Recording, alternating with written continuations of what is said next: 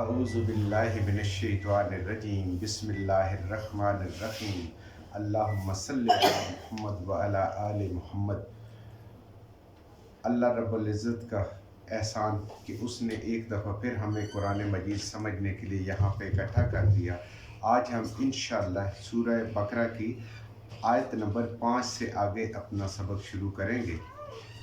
اعوذ باللہ من الشیطان الرجیم بسم اللہ الرحمن الرحیم ان الذین کفروا سواء علیہم اانذرتہم ام لم تنذرہم لا یؤمنون۔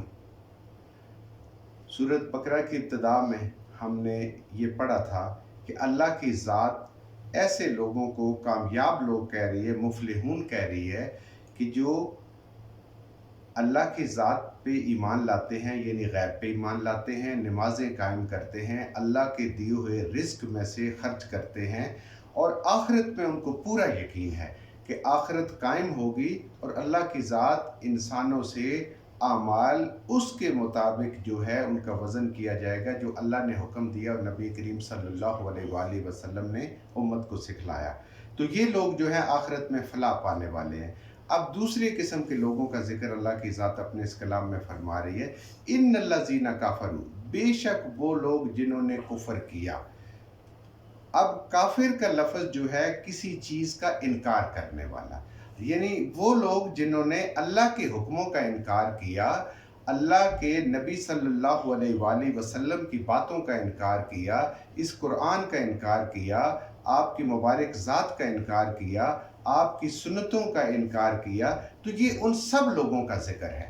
اب دیکھیں، اگر آپ غور کریں، نبی کریم صلی اللہ علیہ وآلہ وسلم کی مبارک حدیث ہے کہ جس نے جان بوجھ کر نماز کو ترک کیا اس نے کفر کیا۔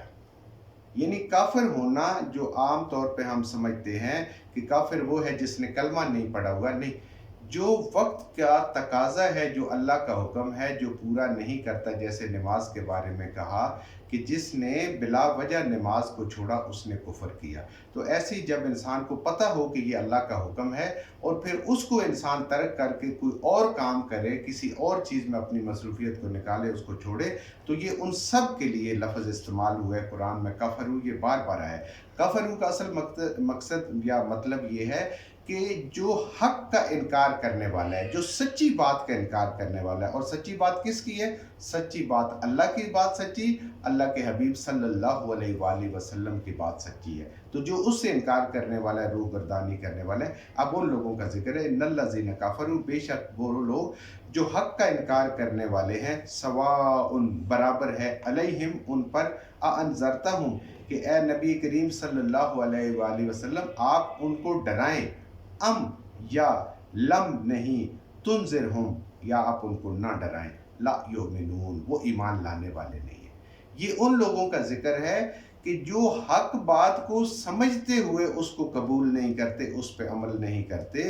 تو اللہ کی ذات فرما رہی ہے کہ ایسے لوگوں کو نبی کریم صلی اللہ علیہ وآلہ وسلم کا ڈرانا، اس قرآن کا ڈرانا بالکل برابر ہے، اس لیے کہ وہ حق جانتے ہوئے اس پہ عمل نہیں کرتے، اس پہ ایمان نہیں لاتے۔ تو ایسے لوگ ہیں، ختم اللہ علی قلوبہم، اللہ کی ذات نے ان کے دلوں پہ مہر لگا دی ہے۔ اور یہ مہر تب لگتی ہے جب انسان حق کو، سچ کو جانتے ہوئے اس کو چھوڑ دیتا ہے۔ جب اس کو پتہ نہیں ہوتا، وہ جہالت میں ہوتا ہے، ناسمجھی میں ہوتا ہے، پھر مہر نہیں لگتی۔ مہر تب لگتی ہے کہ جب انسان حق کو جانتے ہوئے، سچ کو جانتے ہوئے، سنت کو جانتے ہوئے، قرآن کے حکموں کو جانتے ہوئے، اس کے باوجود وہ اس کی طرف بے رخی کرتا ہے، بے اعتنائی کرتا ہے، تو اللہ کی ذات ایسے لوگوں پہ دلوں پہ مہر لگا لیتی ہے۔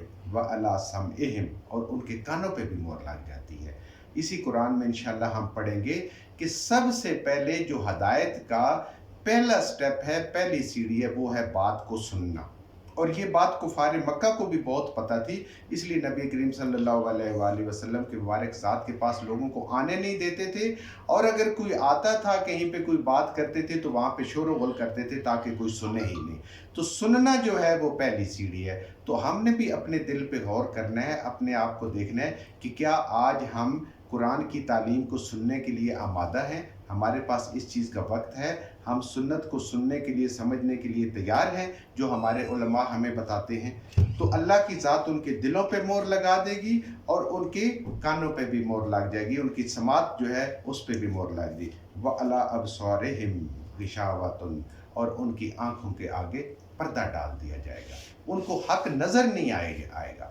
آگے اس کی مزید تفصیل جب آئے گی تو انسان حیران ہوتا ہے۔ اللہ کی ذات فرماتی ہے کہ ان کے پاس دل بھی ہے، ان کے پاس کان بھی ہے، ان کے پاس آنکھیں بھی ہیں، لیکن ان کی مثال ایسے ہے جیسے جانور کی مثال ہے۔ اب جاتے ہوئے انسان جو ہوتا ہے اس کو اللہ کی ذات نے عقل عطا فرمائی ہے، تو وہ اس کو دیکھتا ہے کہیں پہ کیا پہ خطرہ ہے، کس طرف سے جانا ہے، کس طرف سے نہیں جانا، کون سی چیز اپنی ہے، کون سی حلال ہے، کون سی حرام ہے۔ جانور کو اس چیز کا بالکل نہیں پتہ، تو اللہ کی ذات فرماتی ہے ایسے لوگوں کی حالت جانور والی ہے، تو ان کی آنکھوں پہ پردہ ہوگا۔ وَلَهُمْ عَذَابٌ عَظِيمٌ، اور آخرت میں پھر ان کے لیے اللہ نے بہت بڑا عذاب تیار کیا ہوا ہے کہ جو صحیح بات کو جانتے ہوئے سمجھتے ہوئے اس پہ عمل نہیں کرتے۔ اب یہ دوسرے لوگوں کی بات ہے، اب یہ تیسرے لوگوں کی بات شروع ہو رہی ہے۔ وَمِنَ النَّاسِ، اور لوگوں میں سے، یعنی انہی لوگوں میں سے، مَن یقول، جو کہتے ہیں آمنا باللہ، ایمان لائے ہم اللہ پر، وبالیوم الآخر، اور آخرت پر، وما، اور نہیں ہیں، ہم وہ، بمؤمنین، ایمان لانے والے۔ وہ لوگ اپنی زبان سے اقرار کر رہے ہیں کہ ہم ایمان لائے اللہ پر، یوم آخرت پر، لیکن اللہ کی ذات فرما رہی ہے یہ لوگ ایمان لانے والے نہیں ہیں۔ تو یہ تیسری قسم کی لوگ ہیں کہ جو ایمان کا دعویٰ تو کرتے ہیں لیکن اللہ کی ذات ان کے ایمان کو قبول نہیں فرما رہی۔ کیوں؟ اللہ کی ذات جو ہے وہ علیم بذات الصدور ہے، وہ دلوں کے حال کو جانتی ہے کہ یہ وہ لوگ ہیں کہ انہوں نے بات کو دل سے مانا ہے۔ جو بات دل سے مانی جائے اس پہ انسان عمل کرتا ہے، اور جو بات صرف سنی جائے اور اپنے مفاد کے لیے، تو یہ وہ لوگ ہیں جن کو عرف عام میں ہم کہتے ہیں کہ یہ منافق لوگ ہیں۔ جس طرف پلڑا بھاری دیکھتے ہیں یہ اس طرف ہو جاتے ہیں، نہ یہ پکے مسلمان ہیں اور نہ یہ پکے کافر ہیں۔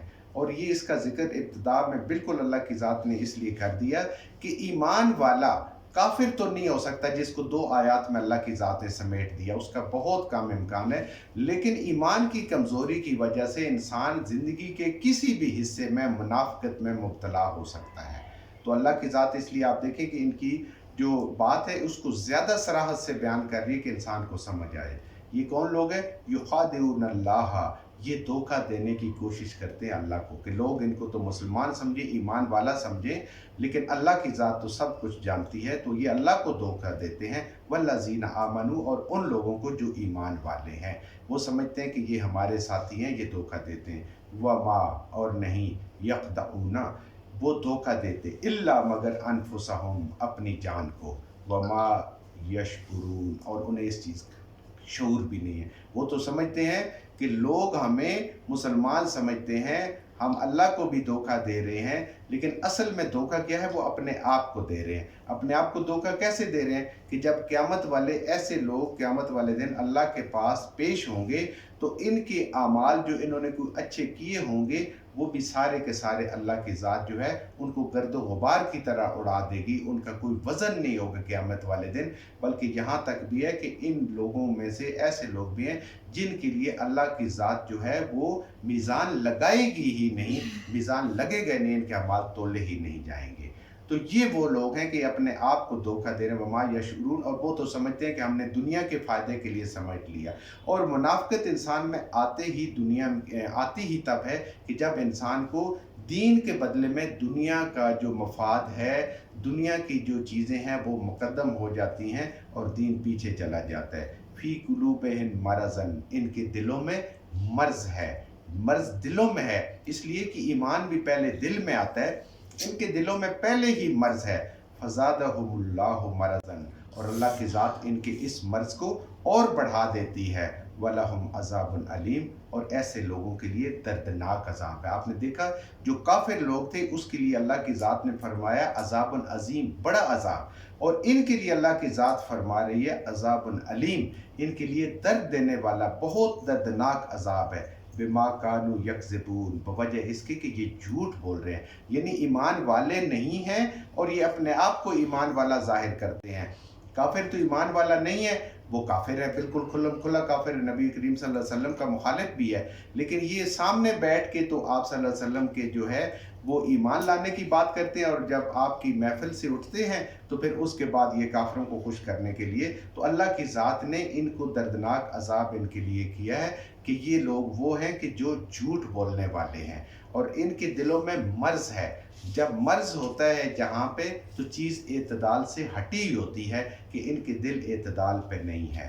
جو کچھ ہم نے صحیح پڑھا، اللہ ہمارے ذہنوں میں دلوں میں بٹھا دے، جہاں جہاں پڑھتے ہوئے بولتے ہم سے غلطیاں ہوں گی، اللہ ہمیں معاف فرما دے، اور ان غلط باتوں کو ہمارے ذہنوں سے دلوں سے اللہ کی ذات نکال دے۔